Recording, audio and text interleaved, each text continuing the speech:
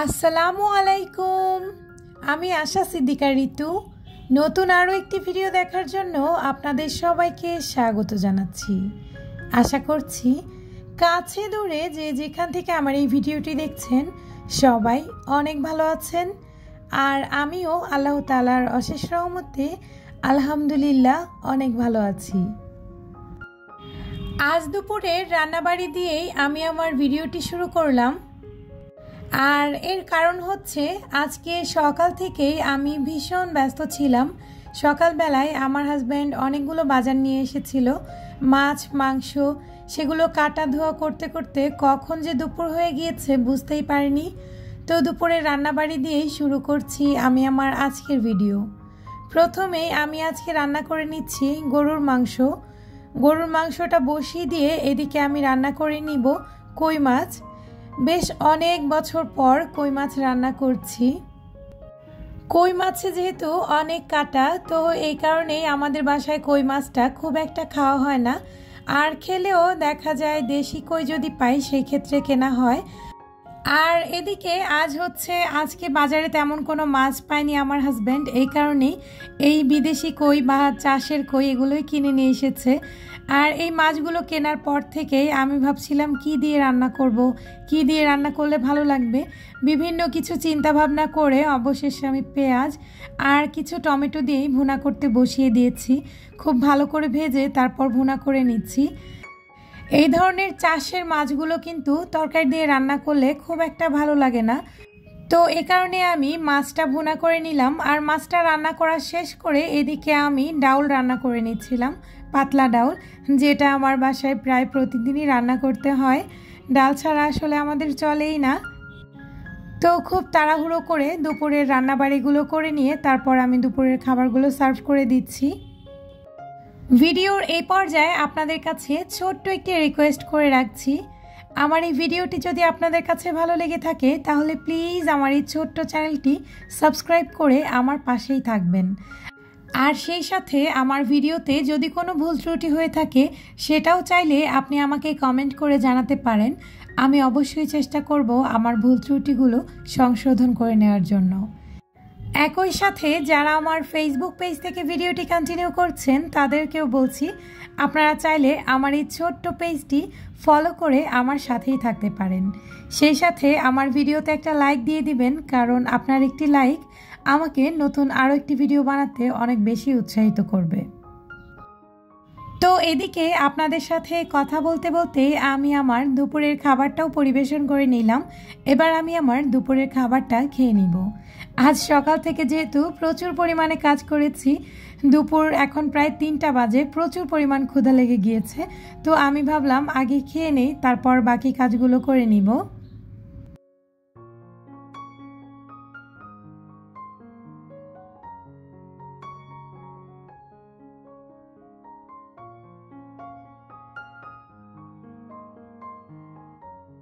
আমরা দুপুরের খাওয়া দাওয়া শেষ করে দেন বেরিয়ে পড়েছি শপিংয়ের উদ্দেশ্যে। ইতিমধ্যে ভিডিওর টাইটেল থাম্বনেল দেখে অবশ্যই বুঝতে পেরেছেন আজকে আমার জন্য একটা বিশেষ দিন। আমার হাজব্যান্ড দেশের বাইরে চলে যাচ্ছে, আগামীকাল ও দেশের বাইরে চলে যাবে। আর আজকে আমি ওর জন্য এবার ট্রাভেলিংয়ের শেষ কেনাকাটা করতে যাচ্ছি। কেন বললাম এই কথা জানেন? এই শপিংটা শুরু হয়েছিল প্রায় 2 থেকে 3 দিন আগে। আমরা 2-3 দিন ধরে শপিং করেও ওর কেনাকাটা একদমই শেষ করতে পারছিলাম না। অনেকেই বলে মেয়ে মানুষ নাকি অনেক বেশি খুঁতখুঁতে, তবে আমার ক্ষেত্রে এটা একেবারেই উল্টো। আমার হাজব্যান্ড একবার শপিংয়ে বের হলে 3-4 ঘন্টায় ওর কোনো কেনাকাটাই শেষ হয় না। তো প্রথম একদিন ওর জামা কাপড় কিনেছি, দেন ওর আরও কিছু দরকারি জিনিসপত্র ছিল সেগুলো কিনেছি আরেকদিন।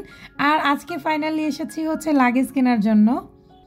লাগেজ কিনতে মার্কেটে আসার পর যতগুলো দোকান ছিল একটা মার্কেটে সবগুলো ঘুরেছি, প্লাস সবগুলো দোকান আমরা 2 থেকে 3 বার ঘুরেছি। তারপরও ও পছন্দ মতন লাগেজ কিনতে পারছিল না। ও এটার খুঁত ধরে, এটা এমন ওইটা এমন এরকম করতে করতে প্রায় 3-4 ঘন্টা আমাকে হাঁটিয়েছে। অবশেষে আমি আমার পছন্দ মতন একটা লাগেজ নিয়ে চলে এসেছি। প্রথমে যে গ্রিন কালারের লাগেজটা আপনাদের সাথে শেয়ার করলাম সেই লাগেজটা আমার ভীষণই পছন্দ হয়েছিল, কারণ এমন একটা কালার ওইটা ছেলে মেয়ে সবাই ইউজ করতে পারবে। আর এ কারণে আমি বলছিলাম ওই বটল গ্রিন কালারের লাগেজটা ওর নেওয়ার জন্য, তবে ও আর কি কোথাও না কোথাও একটা জিনিসের খুঁত বের করবেই, তো অনেক ভেবে চিন্তে ওই লাগেজটাকে ক্যান্সেল করে। দেন আমরা ঘুরতে ঘুরতে ঘুরতে ঘুরতে অনেকগুলো দোকান ঘুরে দেন ওর জন্য লাগেজ ফাইনালি কিনেছি। লাগেজ কেনা শেষ করে বাচ্চাদের জন্য টুকিটাকি জিনিসপত্র দরকার ছিল সেগুলো কিনে নিয়েছি। আর তারপর আমরা মার্কেট থেকে বেরিয়ে চলে এসেছি স্যামসাংয়ের শোরুমে। ওর একটা ফোনের প্রয়োজন ছিল, তো এই কারণেই দেখতে এসেছিলাম। তো টপিং শেষ করে আমরা মোটামুটি রাত 9টা-10টার দিকে বাসায় চলে এসেছি। আর বাসায় এসে এই তো আমি এই লাগেজটা কিনেছি আমার পছন্দ মতন। যেহেতু আমার হাজব্যান্ড কোনো লাগেজই পছন্দ করতে পারছিল না, তো অবশেষে আমি আমার পছন্দের একটা কালার পিঙ্ক কালারের এই লাগেজটা পছন্দ করে নিয়েছি। আর আমার এই লাগেজটা কেমন লেগেছে আপনাদের কাছে অবশ্যই কমেন্ট করে কিন্তু জানাবেন। আমার কাছে কিন্তু বেশ লেগেছে, সেই সাথে যেহেতু পিঙ্ক কালার আর লাইট পিঙ্ক, এ কারণে আমার মেয়েও অনেক বেশি পছন্দ করেছে। তো বাসায় এসে একটু ফ্রেশ হয়ে দেরি না করে আমি এদিকে আমার হাজব্যান্ডের কাপড় চোপড় প্যাক করতে চলে এলাম। আমরা শপিং করা শেষ করে হালকা পাতলা খেয়ে নিয়েছিলাম, তো এ কারণেই খুব একটা ক্ষুধা লাগেনি, যার কারণে আমি সরাসরি আমার হাজব্যান্ডের জামাকাপড় প্যাক করতে চলে এসেছি।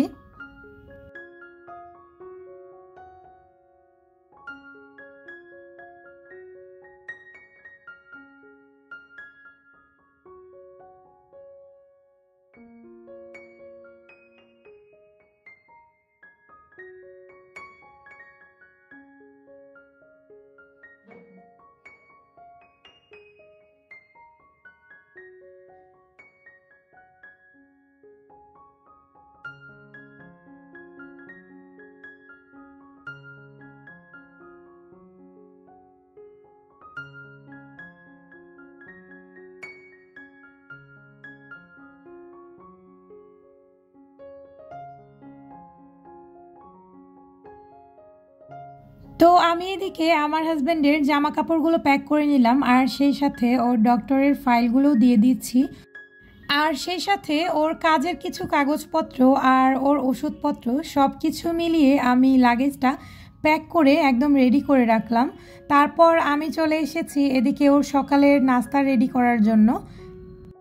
এখন কিন্তু রাত অলমোস্ট 12টা বাজে, তো এদিকে আমি কিছু ধুন্দুল ভাজি করে নিচ্ছিলাম। যদিও আজ দুপুরের গরুর মাংসর তরকারি অনেকটা রয়ে গিয়েছে, তারপরও আমার হাজব্যান্ড বলছিল সকাল সকাল গরুর মাংস সে খাবে না, আর আমিও দিব না। সকাল সকাল গরুর মাংস খেলে দেখা যায় গ্যাস হয়ে যাবে, তো এই কারণে আমি কিছুটা ধুন্দুল ভাজি করে নিচ্ছি। এটা যেহেতু ঠান্ডা খাবার আর ট্রাভেল করবে, অনেক দূরে যাবে, তো পেটটাও ঠান্ডা থাকবে, এ কারণেই ধুন্দুলটা বসিয়ে দিয়ে তারপর আমি আমার ঘরের টুকটাক কিছু কাজকর্ম সেরে নিচ্ছিলাম। আজ যেহেতু সকাল থেকেই মোটামুটি ব্যস্ততার উপরে বাইরে গিয়েছিলাম, তো ঘরের টুকটাক অনেক কাজকর্ম বাকি রয়ে গিয়েছিল, এগুলোও আমি ভাজিটা বসিয়ে দিয়ে সেরে নিয়েছি। আর ভাজিটা কমপ্লিট করে আমি মোটামুটি রাত 1টার দিকে বিছানায় গিয়েছি। তারপর কিছুটা সময় ঘুমিয়েছি, আর অল্প কিছুটা সময় ঘুমিয়ে নিয়ে দেন আমি এই তো 5টা বাজে উঠে পড়েছি। আমার হাজব্যান্ডের ফ্লাইট ছিল সকাল 9টায়, তবে ওকে এয়ারপোর্টে যেতে হয়েছে সকাল 6টায়। আমরা তো সবাই জানি এয়ারপোর্টে 2 থেকে 3 ঘন্টা আগেই পৌঁছাতে হয়, তো 6টার মধ্যেই ওকে এয়ারপোর্টে যেতে হবে। এই কারণে আমি 5টা বাজে উঠে ওর জন্য নাস্তা রেডি করে নিচ্ছি। আমি জানি ও এত সকালবেলা তেমন কিছুই খেতে পারবে না, তারপরেও আমি একটু রেডি করে দিচ্ছি যদি কিছু খায়, কারণ একেবারে খালি মুখে বাসা থেকে গেলে কেমন দেখায়। এ কারণে আমি সকাল সকাল উঠে ওর জন্য নাস্তাটা রেডি করে নিলাম। আর সেই সাথে প্লেন থেকে নেমেই কিছু খাবার যাতে খেতে পারে, এ কারণে কিছু ফ্রুটস আর শুকনা খাবারও দিয়ে দিয়েছি, সেগুলোর আর তেমন কোনো ক্লিপ নেওয়া হয়নি। তো এদিকে আমি আমার হাজব্যান্ডের খাবার দিয়ে দিয়েছি, ও খাবার খেয়ে রেডি হয়ে দেন বেরিয়ে পড়েছে। যদিও আমার এয়ারপোর্টে যাওয়ার কথা ছিল, তারপরও আমার ছেলে মেয়ে দুটাই ঘুমাচ্ছিল, এ কারণে আমি আর যাইনি। এমনিতেও আমার ছেলেটা যেহেতু অনেক ছোট, তো বাবাকে দূরে যেতে দেখে চোখের সামনে ও কিন্তু অনেক কান্নাকাটি করবে, তো এই জন্যই আমার হাজব্যান্ড বললো থাক তোমার আর কষ্ট করে যাওয়ার দরকার নেই, আমি একাই চলে যাচ্ছি। তো বেরিয়ে পড়েছে ড্রাইভার নিয়ে, আর যতদূর চোখ যায় ততদূরই তাকিয়ে আছি আমার হাজব্যান্ড এত দূরে চলে যাচ্ছে। আর আল্লাহর কাছে দোয়া চাইছিলাম আমার হাজব্যান্ড তার গন্তব্যে সেফলি যেন পৌঁছাতে পারে আর তার কাজকর্ম শেষ করে সে যেন সেফলি আমার কাছে আর তার সন্তান পরিবার সবার কাছে ফিরে আসে। আপনারাও দোয়া করবেন আমার হাজব্যান্ডের জন্য।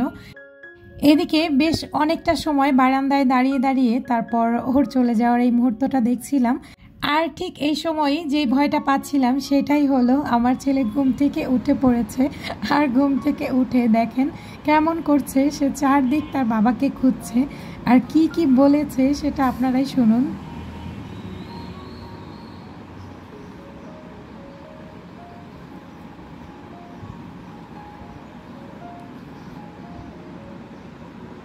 কই বাবা?